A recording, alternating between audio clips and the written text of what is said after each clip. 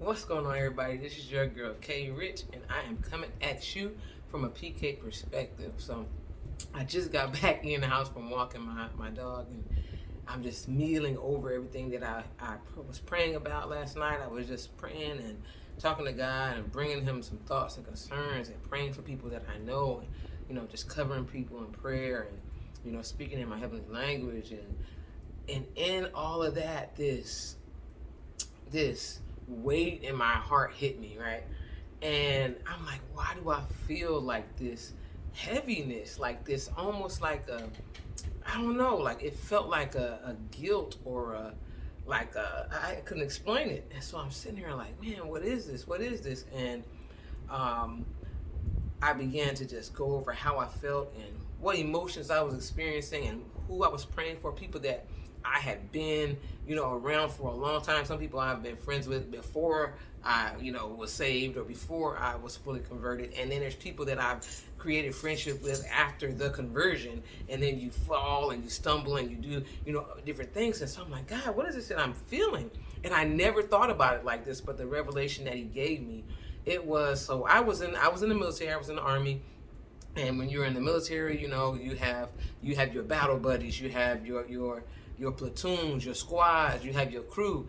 And when you get deployed and when you go and fight, sometimes you get in situations where you're like bunkered down and we're all together and we're like, man, we're not gonna make it, or I don't know if we're gonna make it. And unfortunately, some people don't make it. And when people get back, they have they go through their therapy and things, and they'll find that they have this thing called survivor's remorse. And it's like, because their friend who was in the same situation, that was in the same fight, that was going through the same thing, didn't make it, there's like this guilt or this whatever it is because they actually survived. And I was like, God, I'm having a spiritual survivor's remorse.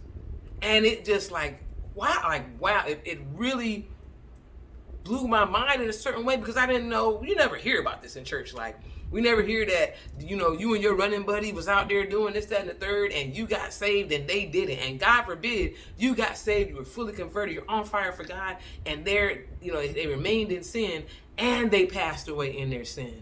Like, my goodness. But there are people that I've been in sin with. Like, let's be real. Like, we're flesh and blood. We haven't been saved. Or I know I ain't been saved. I didn't come out the room speaking in tongues or holy and sanctified and lifted up. I went through my process. I went through my things. I've had my struggles. I have my struggles. I still continue to press through things.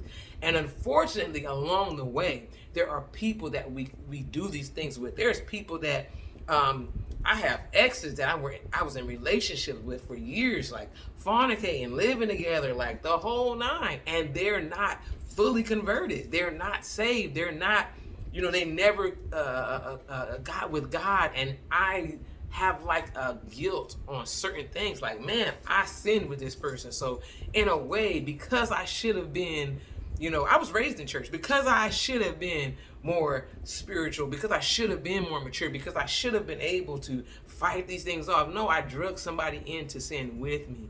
And it's like this weight. And I was like, God, you're going to have to help me walk this process out. Walk out the, how do you get over that? How do you get over the fact that me having the spiritual knowledge, me having the know that this is sin, that this is against God, that living in sin is not right. How do I reconcile my emotions and my thoughts with righteousness after I did those things with them and they never made it out? They didn't make it out. They didn't, find you and become converted. And in some cases, I could have been the reason why they didn't. Like, there are fresher situations where I've been with people or in groups or involved in things, and I've messed up. And I've messed up with people. And those people that I messed up with, I felt like, man, did I completely lose the witness to these people? And some of them, unfortunately, yes, I've completely lost the witness with those people.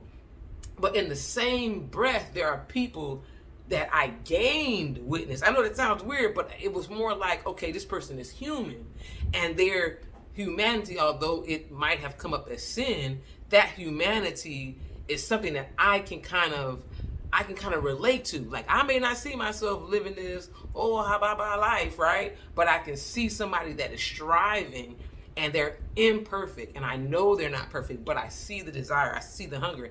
And in their mind, like, I could possibly be in that situation. I could see myself at least battling, not coming off to be like, I have obtained all things and now I am so holy that even the temptation of anything is beyond my. No, I'm not that person. Like, I'm going to wrestle with some things. I'm going to wrestle with wanting to do some things to some people. I'm going to wrestle with wanting to say something that I shouldn't say, or address somebody in a way that I shouldn't address. I'm going to wrestle with, being a single person. We wrestle with our natural affections, and then we do wrestle with the lustful affections as well. So, but in all of that, it's like, okay, God, walk with me through this spiritual survivor's remorse. Walk with me through this, trying to be okay with not being okay in that period in my life, and the mistakes that I made in that life,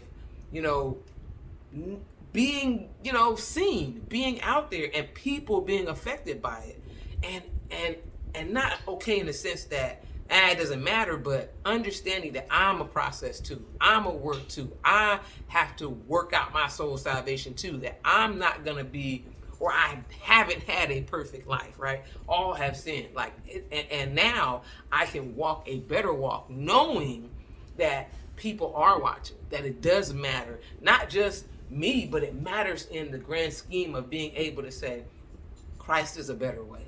Being able to say, this is a better thing, or this is a way that, hey, maybe I can witness to somebody. And just small stuff. I remember somebody was like, hey, like, how do you pray? Just small stuff. Not, I want to speak in tongues and shout all over the building. Just what we would consider the small stuff. How do I talk to God? How do I read my Bible? And because I'm a tangible person, I am a person that they can see that seems like, okay, it's regular. They'll come to me with these questions, and they can come to me with that. And I can say, man, y'all know I'm not perfect.